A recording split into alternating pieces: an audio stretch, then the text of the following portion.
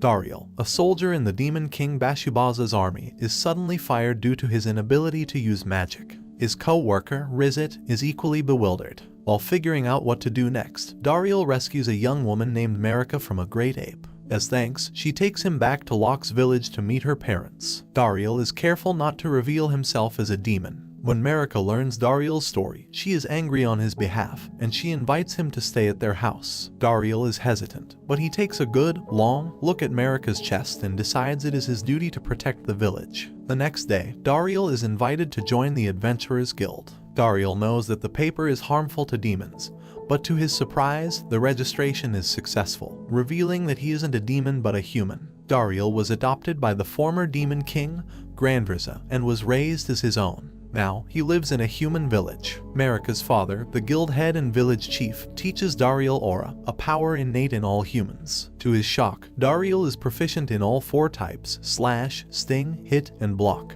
Marika's father remarks that his potential is wasted in this little village, but Dariel prefers to remain in Locks. Dariel meets Gashida, an arrogant and brash D-rank adventurer. Later, Dariel receives his first quest, to gather some herbs. To the chief's surprise, Dariel had already defeated the great ape that Gashida was having trouble with. Dariel's defeat of the great ape leaves Gashida feeling bitter and resentful. He is then accompanied by Marika to gather some herbs, who reveals she also wanted to be an adventurer. After gathering herbs, Marika asks him to call her Marika without the honorific. To escape her bear hug, Dariel points out a nearby deer fighting with a giant ant. The two hunt them down and return them to the village, but the giant ant was also Gashida's target. Another L for Gashida. A few days later, the chief shows Dariel a warning poster for the Bronze Death Side, a powerful C-rank monster. A neighboring guild has already surrounded it, but Gashida went off of his own accord, which might pose a problem. Marika gives Dariel some herbs, and he goes off to find Gashida.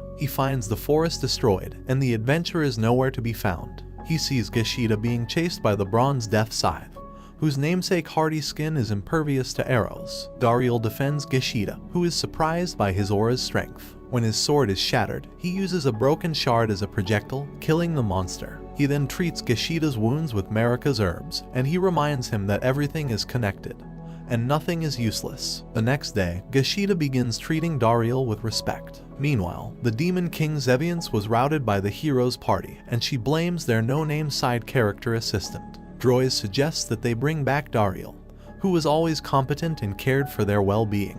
Bashubaza refuses. Dariel asks the chief about the several empty houses in the village. He explains that in the good old days, the village was an important stopover point for the nearby mithril mines. However, ever since demons captured the mine, the village has slowly declined. Dariel returns to the Demon Kingdom to try and bargain for the mine's release. He reunites with the Knockers, a dwarf-like race who used to be his subordinates, and learns that they are being threatened to mine unreasonable amounts of mithril. Soon, soldiers arrive, and, angered at the small amount of mithril, an officer threatens to kill them if they don't meet their quotas. The disgruntled Knockers begin to rebel, and Dariel disguises himself to protect them. He wonders why something smells, and he realizes that he is wearing one of the Knockers' underwear. Still, he soldiers on. After a brief engagement, he notices that the soldiers are hesitant to fight the Knockers. He tries appealing to their honor as knights, but the officer compels them to finish chanting their magic. Dariel comes at them one at a time, targeting those with the shortest chance. He eventually defeats the officer,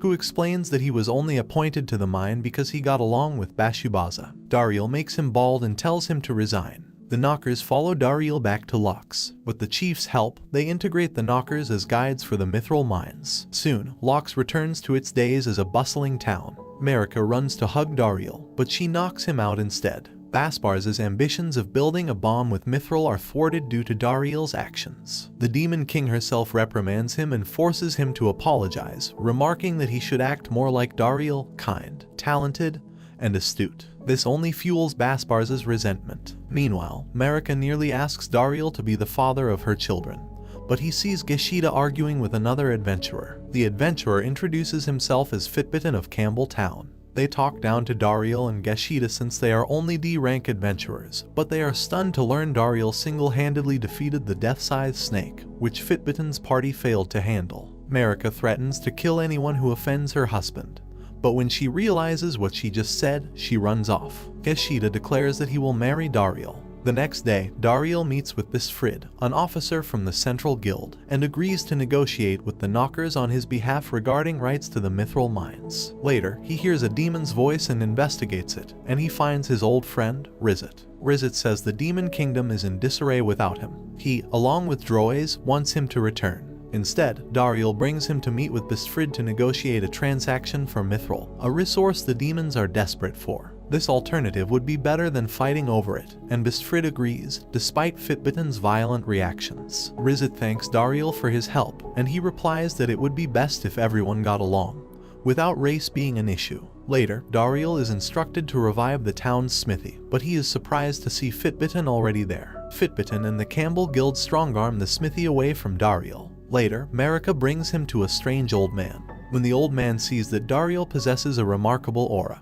he invites himself into his house. He introduces himself as Smith, the master blacksmith. He heard that the mithril is back, but Dariel tells him the smithy is in Campbell's hands. Worry not, as Smith has the best negotiating techniques known to man, crying and begging. Smith shows off his smithing mastery by forging a piece of mithril into a large blade. He has Dariel test it out on a tree, and it cuts through it like a hot knife through butter. Later, Smith shows Dariel his ethanol smith, but since it is a magical item, Dariel contacts Rizit, who agrees to help just this once. Smith reveals he has a new dream, to forge the perfect weapon for Dariel. Outside, Fitbitin invites Dariel to join an alliance against Central Guild. When he refuses, he is challenged to a duel. With his pride and Lox's future on the line, Dariel agrees. That evening, while Dariel trains, Marika prepares him some herbal tea and asks him to come back alive. The next day, Dariel shows up with a mithril dagger dubbed the Hermes Blade, capable of changing its shape at will. Fitbitin's weapons are all destroyed, and he is ratioed. Bisfrid apologizes for Fitbitin's actions, but Dariel only wants them to help repair the village. Impressed with his work, Bisfrid invites Dariel to work at Central Guild.